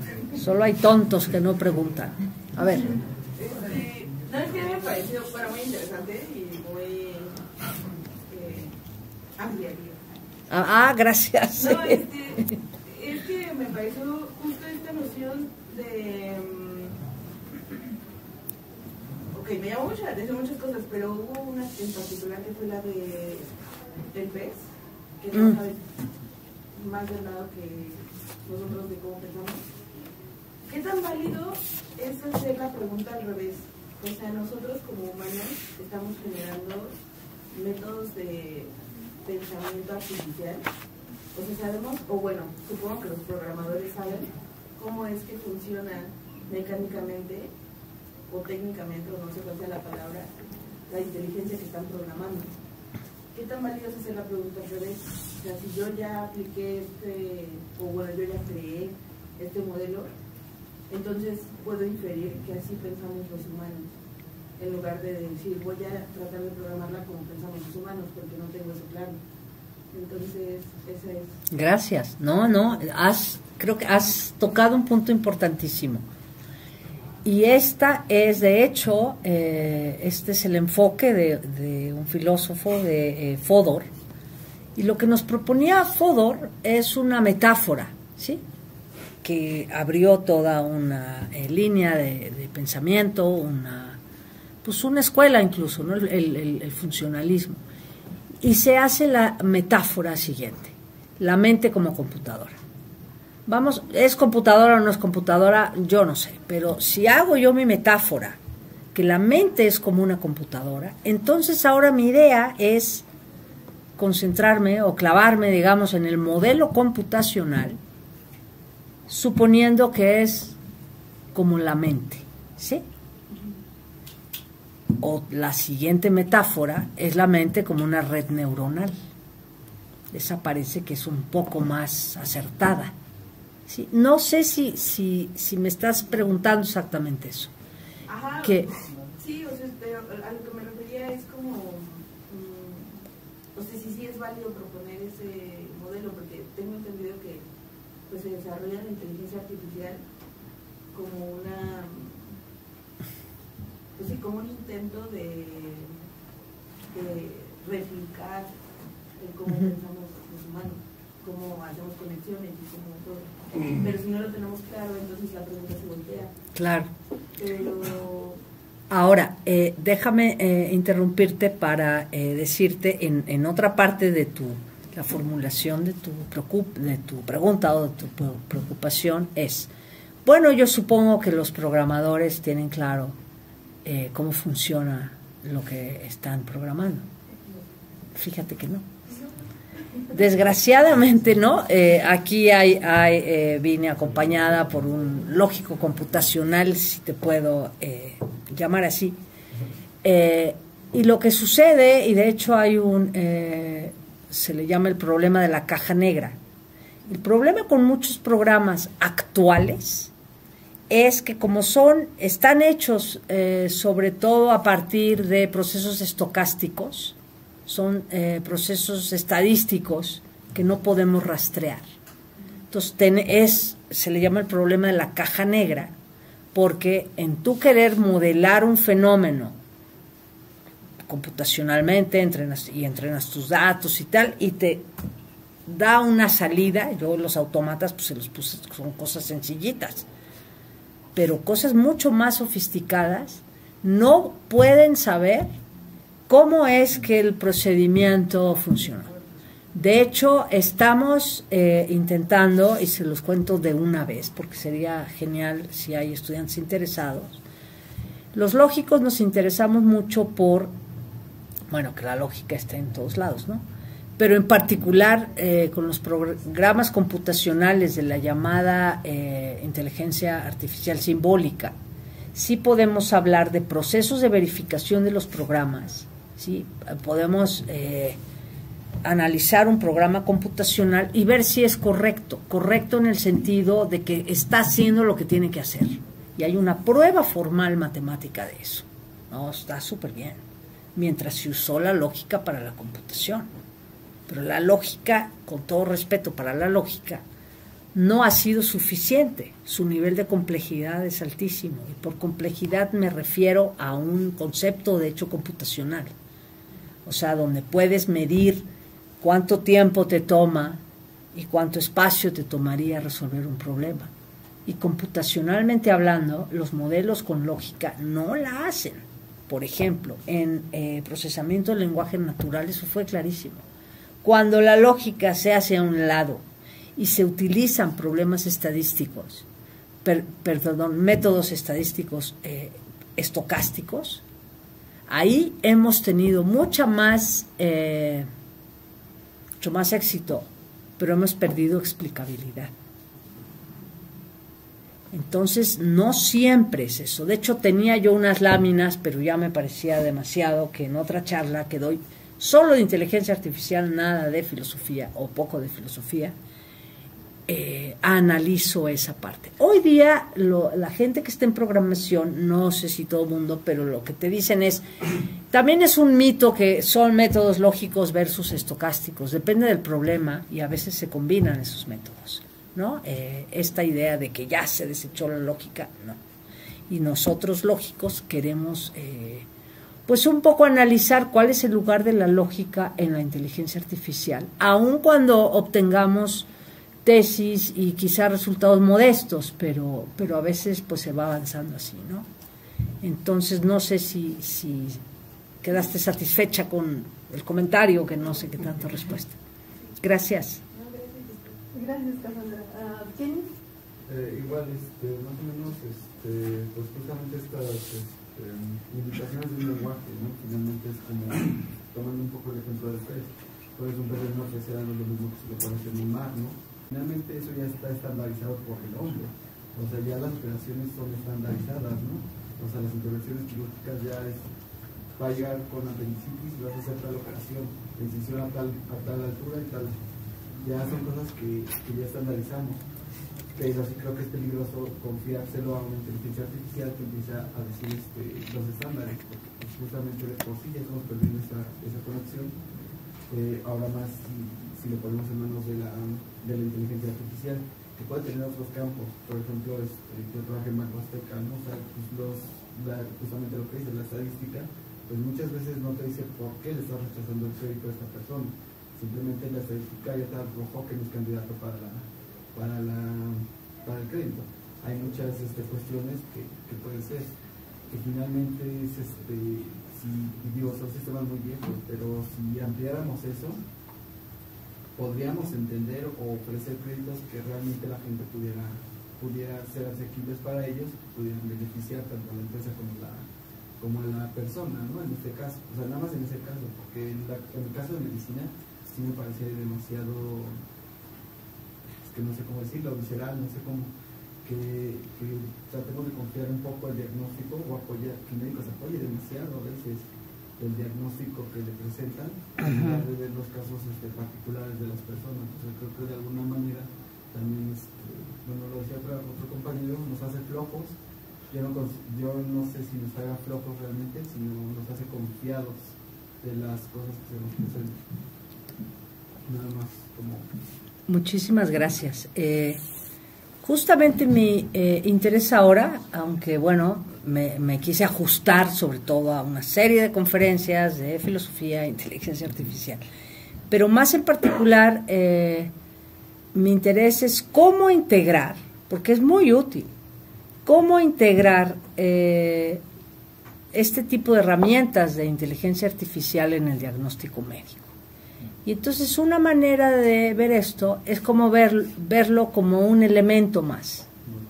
Las médicas se alimentan, digamos, para hacer un diagnóstico, de muchas fuentes. De hecho, para mí es un misterio y es casi, bueno, es increíble, cómo es que integran toda esta información. Tienen, por un lado, la información de lo que aprendieron en la universidad. Por otro lado, tienen, que eso, bueno, pues estamos hablando de fisiopatología, así como muy en general, todo el conocimiento médico que aprendieron. 2, estamos hablando de los resultados epidemiológicos, sobre todo en la parte de tratamiento, ahora toda la llamada medicina basada en evidencia, lo que te exige es que tú escojas medicamento que haya sido aprobado, eso está por hecho, pero que tú en tu paciente digas, bueno, este señor, ¿en qué estudio, en qué experimento, para decirlo técnicamente, en qué experimento controlado aparece? Viene una señora sin aparente antecedentes de cáncer de mama, y tú la quieres diagnosticar y dices, bueno, yo sé que ha habido estudios controlados doblemente ciegos, a ver cómo en qué población quedaría. Entonces yo lo veo también como un problema de unidades de estudio. Estás trabajando desde moléculas, ¿sí? Todo el conocimiento biomédico hasta poblaciones. Y eso combinado con tu propia experiencia, que es lo que ese es el juicio clínico. Y entonces, esto es una herramienta más. ¿Qué nos dice el programa sobre las probabilidades que tiene esta persona en desarrollar cáncer de mama? Bueno, vamos a ver el caso particular. Y el caso particular nos puede indicar cosas como, pues sí, pero los tejidos mamarios que tiene esta persona que hemos visto en sus estudios anteriores, que ya tenemos 10, ¿sí?, no ha desarrollado cáncer de mama. Entonces tú te vas a basar un poco más en esa historia que en la de las otras personas. Por otro lado, sin embargo, tienes no factores de riesgo, pero sí totalmente preocupaciones más prácticas. A veces es más fácil decirle que mejor se haga una biopsia, porque si sí tuvo cáncer de mama y te demanda. Pero en todo caso, yo creo que la regla general es cuando quien esté afectado por una decisión sea un humano, tiene que ser otro humano el que por lo menos revise los resultados, ¿no? Porque como tú bien sabes, pues simplemente sale, a no le damos el crédito, ¿no? Por ejemplo. Y de hecho hay regulaciones, yo conozco esta regulación en España, en donde si tú has sido afectado por una decisión bancaria y esa decisión se hizo de manera automática, tú puedes apelar a un juicio y decir no, y se reduce la verdad a que entonces haya un humano que revise tus papeles y que diga, ¿sabe qué? Pues no se lo damos. O sí, aquí usted estaba en el límite y el programa lo calculó como que no, pero pues tiene cara de gente decente, vamos a dárselo. Pues no sé, ¿no? Otras. Pasamos, no sé si hay alguien más que quiera preguntar. En lo que se animan, quizá pasamos a la pregunta de Arturo. Ya. Creo que sí había otra, ¿no? ¿Había otra? Yo pensé que había otro alumno, ¿no? Ok. Bueno, si no, si quieren, pasamos entonces a la de Arturo. Sí. Y pueden ser comentarios también, ¿eh? Yo creo que eso, sí o no. Arturo, por favor. Muchas gracias, Atocha. Y bueno, lo primero, pues a mí sí me convence llamarle creatividad artificial en lugar de inteligencia, ¿no? Que era la tesis, ¿no? Pero la duda que me quedó es de tus láminas de la máquina de Turing, que podemos decir que sí crea nuevas cadenas por combinación de símbolos, pero por la anterior me quedó la duda de, entonces esa máquina de Turing no podría saber que está produciendo nuevas cadenas, porque la lámina anterior decía A ver, que una máquina de Turing que no podía reconocer, bueno. Exacto, que no podía reconocer. A ver, creo que la confusión, y si no vamos ahorita a las láminas, la confusión es que aquí estamos hablando de dos tipos de autómatas distintos. Uno solamente reconoce, su respuesta va a ser sí o no. ¿Sí? En principio hay un problema serio ahí, pero solo te está reconociendo. Y en la otra sí puedes generar algo nuevo, sin embargo eso nuevo no está limitado al alfabeto que tú tienes. ¿Eso está claro? Sí. Ok. Y la duda era, pero si quisiéramos juntar esas dos máquinas, ok, no podemos, porque la misma máquina generaría nuevas cadenas, pero no podría al mismo tiempo evaluar esas cadenas que está produciendo y decir, mira, esto lo reconozco y esto no lo reconozco. A ver, el reconocimiento viene sobre todo de si esa cadena se puede, vamos a decir, analizar dentro del autómata y si es una cadena que puede seguir los caminitos o las transiciones. Entonces, cuando tú generas algo nuevo, creo que esa es tu duda, lo que pasa es que yo no las junté, pero si tú generas algo nuevo, eso no quiere decir que cualquier autómata te reconozca esa cadena, ¿no? Creo que es eso. Sí, traigo a mi ayuda matemática. Ok, sí. Es que en el artículo, de hecho, donde tengo esto, pues sí tengo mucho más explicado que es un autómata, etcétera, pero es una muy buena observación. Y esto, Sí. perdón, porque entonces se necesitaría un ser humano que dijera esta cadena es nueva, ¿no? Esto es nuevo. Bueno, no un ser humano. Puedes tener una base de datos con las cadenas existentes y entonces simplemente buscas si ya está en tu lista de cadenas. Ah, no, ya está. Entonces no, ¿sí? Y si no la encuentran en esa lista, diría entonces Es sí, nueva. Exacto. Y puedes tener dentro del programa, decir, bueno, ponla. Porque eso tiene que ver con abducción muchísimo. De hecho, como funciona la abducción, a ver, este lenguaje de programación del que les hablé, que se llama Prolog, tiene ¿cómo lo puedo explicar? Tú tienes el programa y digamos que le puedes hacer preguntas, ¿sí? Y tus preguntas en realidad son, lo que te estoy poniendo aquí se deriva del programa, sí o no, ¿sí? Y te dice sí, te dice no. Pero cuando te dice que no, simplemente te dice no. Y si le pones el módulo o la extensión de abducción, programación lógica abductiva, te va a decir no, pero si le agregamos esto otro, ¿sí?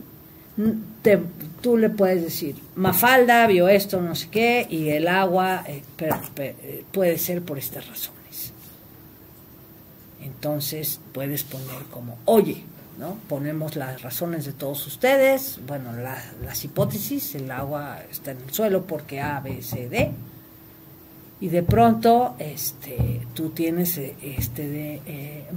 Mafalda y te va a decir, bueno, solamente te puedo generar los que ya tengo. Por eso necesitas una lista ahí de abducibles, ¿sí? Y sí quiero aclarar aquí algo, porque el que inventó este lenguaje, o no me acuerdo, bueno, el que inventó la programación lógica, en ese sentido, Bob Kowalski, un inglés. Yo le pregunté una vez, oye, pero ¿para qué necesitas esa lista de abducibles y no puedes hacer conexiones dentro de tu propio programa? Yo estaba pensando aquí en Peirce. Y me decía, pues sí, pero es que entonces te va a hacer cualquier conexión. Y tampoco quieres decir que todo está conectado con todo. ¿Sí? Porque, pues yo decía, ¿para qué tienes que tener esa lista? Sí la podrías producir, pero podrías producir. No sería, para citar a Carlos Santiago, no sería una solución económica. ¿Sí? ¿Tenías otra pregunta ya? Bueno, disculpa, Arturo, ¿alguna otra cosa? No. Ok. Pues igual un poco siguiendo esta línea es como... Por favor. Pues tenemos estas cosas que van ahí, que no... O sea, tengo que decir con qué lo estoy contrastando, ¿no? Finalmente, desde dónde parto y hacia dónde voy.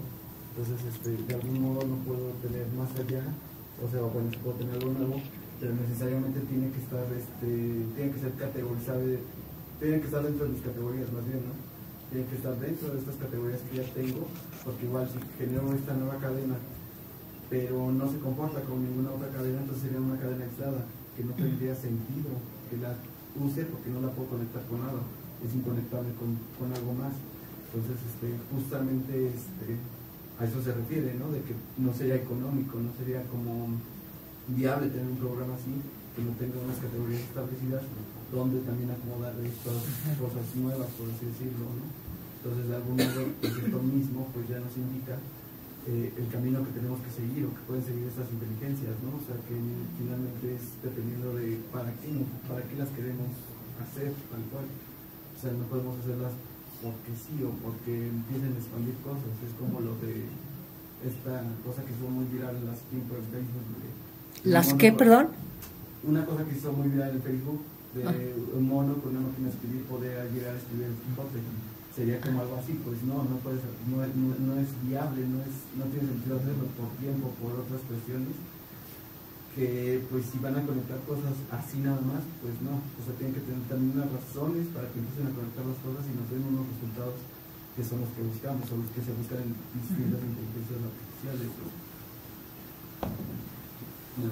Sí, sí, bueno, es un comentario muy atinado, pero me sirve o aprovecho para hacer el comentario siguiente. Simon incluso catalogaba a los problemas. Hay problemas bien definidos y problemas que no están bien definidos. Y el tipo de programas que él te ofrece son para los primeros. ¿Qué quiere decir esto?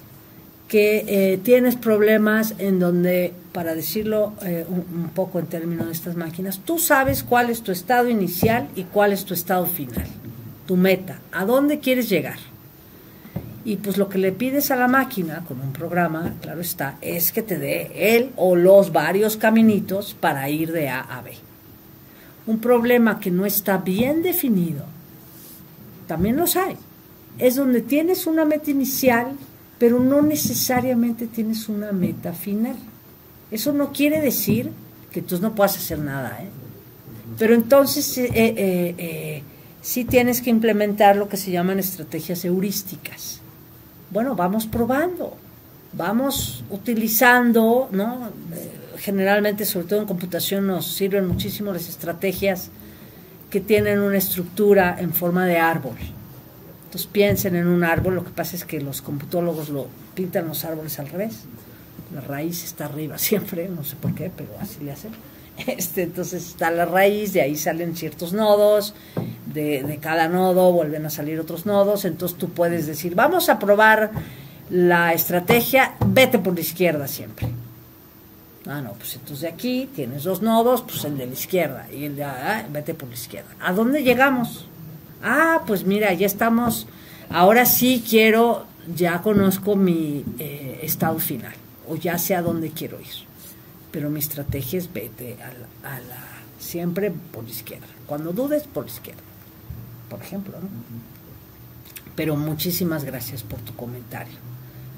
Por favor. Una pregunta, la verdad ¿Sí? yo desconozco mucho de estos temas, pero mi pregunta es, ¿la inteligencia artificial va a seguir trabajando del mismo modo con el desarrollo, por ejemplo, de las computadoras cuánticas que le llamamos? Tengo entendido que su funcionamiento es como más rápido, bueno, sí desconozco bastante, pero haya visto que un problema que le tomaría muchísimo tiempo a una computadora normal, a una computadora cuántica de Google le tomó como 5 minutos. Entonces mi pregunta es, ¿la inteligencia artificial va a seguir operando de la misma forma con este tipo de computadoras o va a cambiar toda su estructura?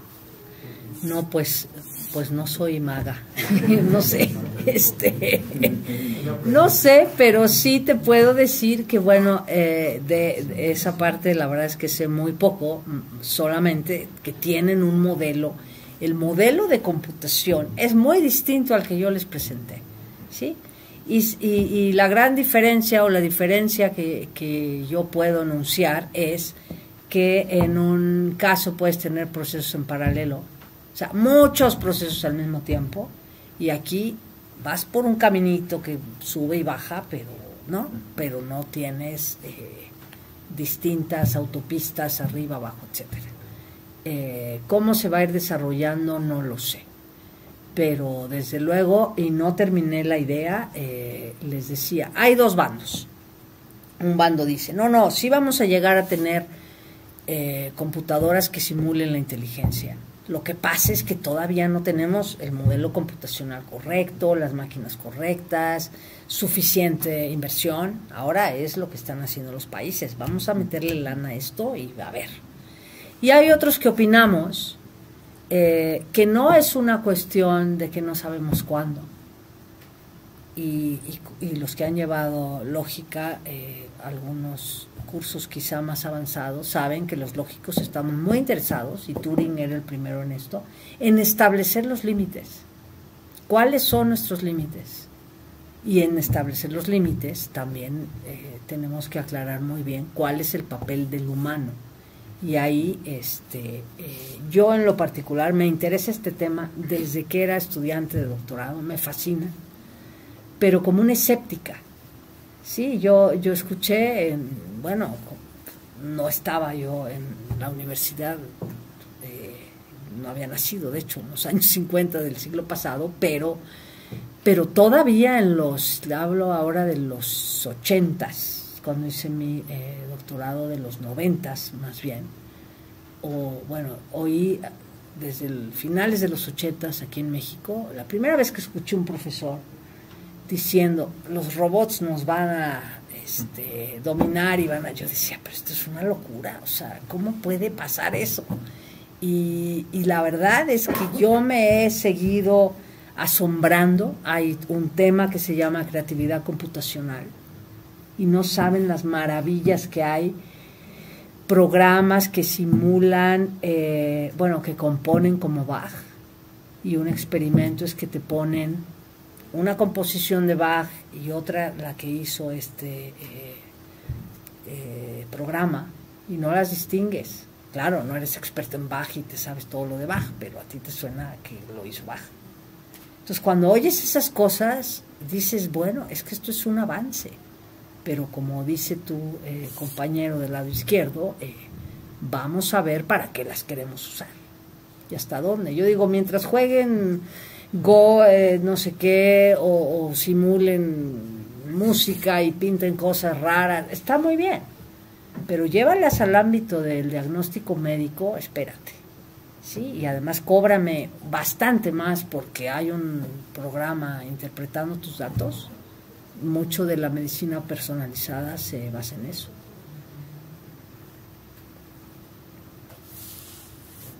¿Más preguntas? Dylan quería preguntar algo.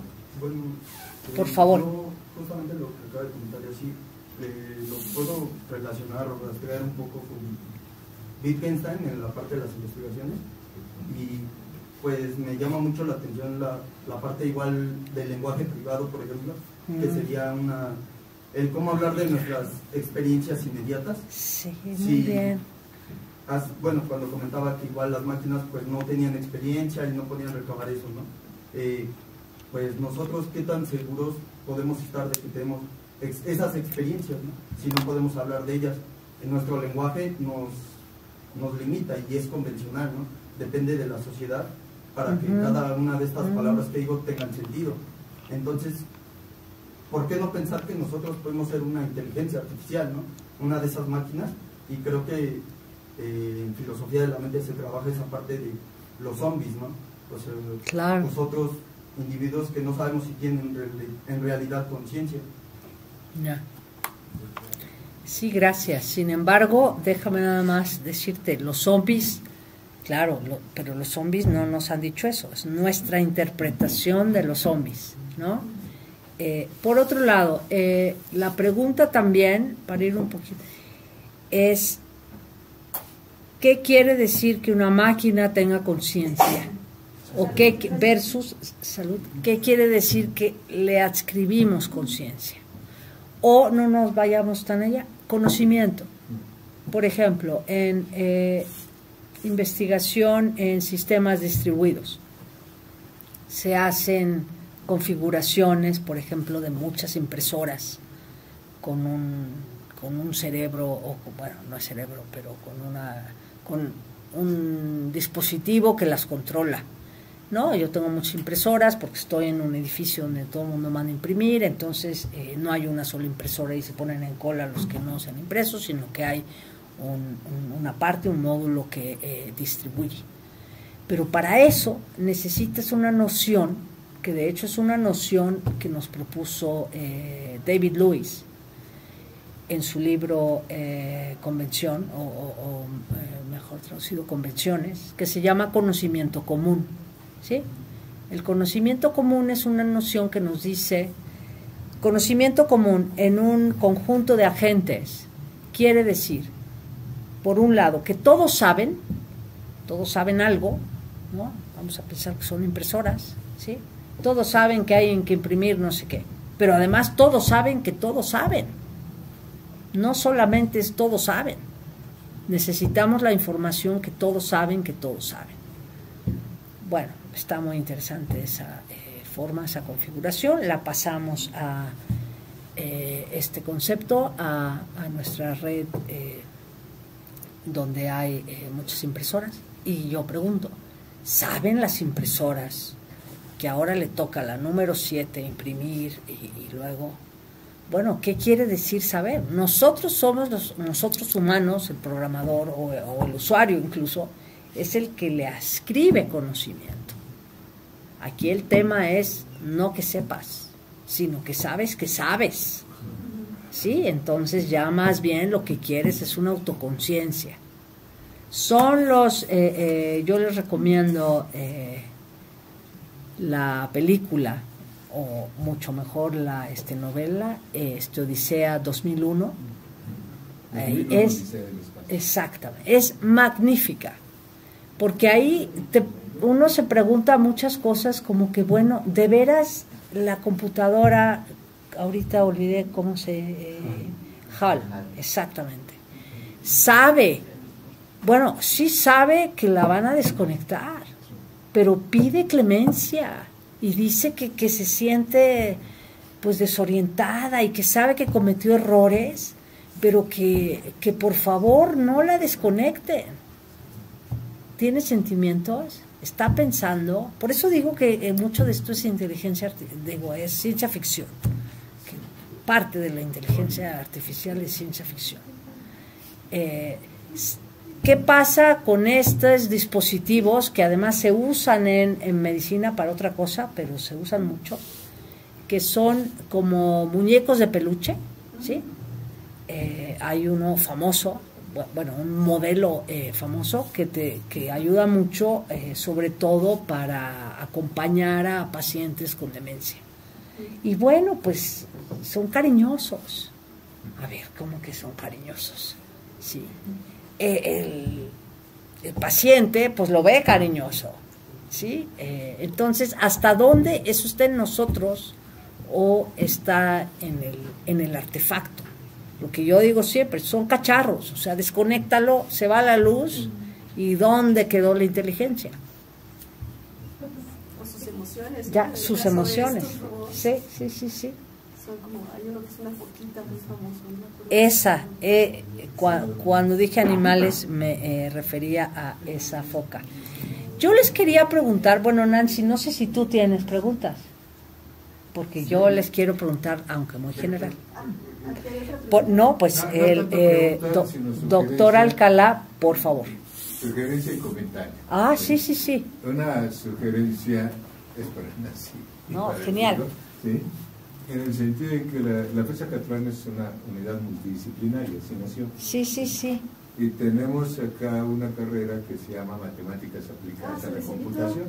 ¿Se les invitó? Ok. ¿Y dónde están? ¿Hay alguien de Matemáticas Aplicadas? No, también a la pasada se les invitó y solo vino una profesora, pero es que... Todos tienen clases. Aunque la FES Acatlán es una unidad multidisciplinaria, ciertamente hay muy poca conexión entre las carreras. Y gran parte del problema es que justo los profesores me comentan que tienen cargas de materias pues, muy difíciles. Entonces, para ellos es difícil organizarse y traer los grupos. Entendido. Y una de las más complicadas para ellos es la lógica, porque llevan cursos de lógica y se les complica. Uy, yo he tenido alumnos que vienen de ahí para tomar cursos de lógica. De verdad. Sí. Y ahora, el jueves pasado me vino a ver uno que se puede entrar en clase. Está bien. Porque ellos también compiten, pero dicen que nunca ganan en la Olimpiada Internacional de Lógica. Sí, cuando compite Acatlán, que ganan los de filosofía en lógica, pero ellos no, y yo creo que ellos mira. Es interesante que entren ahí, ¿no? Y ahora un comentario. Sí, por favor. Mis alumnos también para que se entusiasmen un poco, sobre todo porque dijiste uno de tus héroes es Bertrand Russell. Sí. Y lo que les voy a decir es... A ver, chicos. Hay una cosa que se llama Logicomic. Es un libro. Logicomic. Sí. Es un cómic. Ok. ¿Sí? Y que lo encuentran en Amazon. Yo no lo... He oído del nombre, no lo conozco. Y el héroe... Está en Virgen también. Bueno, esto yo no se los dije. ¿Están como grabando? Sí. Lo voy a anotar. El héroe es Bertrand Russell. En todo lo largo Y ahí aparece Turing, aparece Hilbert. No lo Está conozco. hecho por un griego y un filósofo, un griego computacional, un filósofo, y termina en una de las tragedias, en la representación de una de las tragedias de Esquilo. Y entonces va siguiendo el cómic y se van divirtiendo además. Por todo Ay, lo que gracias por lo que la... va pasando, ¿sí? por la Está en Amazon, sugerencia. Ok. No, pues... Y es característico de la lógica, lo hablaba con Aldo en el camino, que estamos en todos lados y en ninguno. ¿Qué quiero decir? En ninguno, pues hay la lógica, ¿no? Los filósofos, la lógica es la materia más difícil, culpa de la lógica que no entran al posgrado, o sea, no nos quieren muchísimo. Pero al menos en las facultades dentro de la UNAM que yo conozco, el enfoque que damos en filosofía, pues naturalmente es más filosófico. Pero también con los buenos profesores incluye partes técnicas, llegan al menos al teorema de Gödel, o sea, se les enseña lógica de verdad. Y eso es increíble. Te vas a facultades de matemáticas, bueno, a escuelas de matemáticas, y ahí saben demostrar increíble. Pero les empiezas a hablar de estas cosas y los sacas de onda un poco, entonces también la filosofía tenemos que llegar ahí. Y en computación, recordarles a nuestros amigos computólogos que Leibniz fue el primer filósofo, bueno, no sé el primero, pero al menos el primero que yo conozco, que tenía esta idea de hacer un lenguaje universal en donde podíamos codificar todas las ideas. Y se le llamó, porque ya van a ver por qué, el sueño, el sueño de Leibniz, y se desplomó. No toda verdad lógica se puede demostrar, entonces ya para qué nos vamos a ocupar de codificarlas, ¿no? Yo les pregunto muy general, ¿creen? Supongo que ha habido otras charlas, ¿no?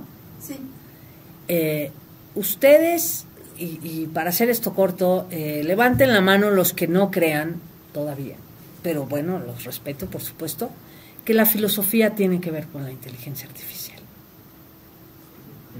O sea, que ¿para qué hacemos toda esta propaganda si es cuestión de los computólogos? Es que esta pregunta es importante. Si se las preguntamos a ellos, van a alzar la mano todos. Entonces, eso es, bueno, ha sido parte de mi misión, llevar la filosofía sobre todo a los computólogos, ingenieros, ingenieras, etcétera, ¿no? Nancy, yo te agradezco muchísimo que me hayas invitado, por supuesto, pero que tengas este proyecto, porque ya simplemente unir filosofía con inteligencia artificial, pues tenemos que atraer aún a quienes no pudieron venir hoy.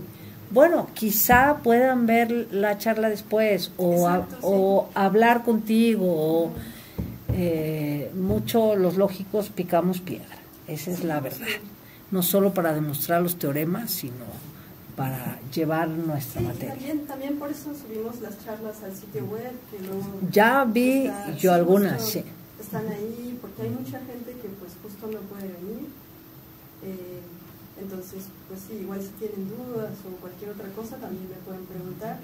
Y pues no, al contrario, Tocho, muchísimas gracias por venir hasta acá, porque sé que está muy lejos la fe de todo. Pero ustedes van para allá más seguido, entonces yo de eso se los agradezco mucho, al menos ustedes dos, tú un poco menos, pero bueno, también Arturo está aquí muy ocupado siempre. Sí, Arturo está en el país, entonces gracias también a todos los que vinieron. Sí. También hay que decir que tenemos muy buenos alumnos. A ver, gracias por recordármelo. Aun cuando los que decías matemáticos no ganan las olimpiadas de lógica, los alumnos de Acatlán en lógica se distinguen en Ciudad Universitaria, ¿eh? O sea, nos ha llegado gente buenísima, ¿sí? Entonces, pues no dejen de consultarnos y bueno, y eso tiene que ver con los profesores que les dan lógica aquí, desde luego. Tiene esta escuela una tradición, digo, no voy a decir nombres porque seguro se me olvida alguien, pero realmente sí hay muy, muy buenos profesores y aprovechenlo. Bueno, pues terminaríamos quizá aquí, a menos que alguien quiera preguntar alguna otra cosa. Bueno, entonces pues le agradecemos de nuevo a la doctora. Muchas gracias.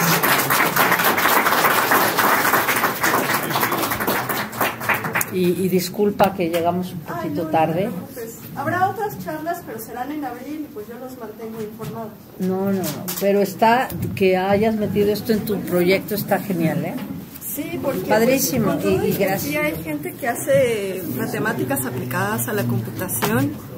No hay proyectos de esto, ¿eh? Ya.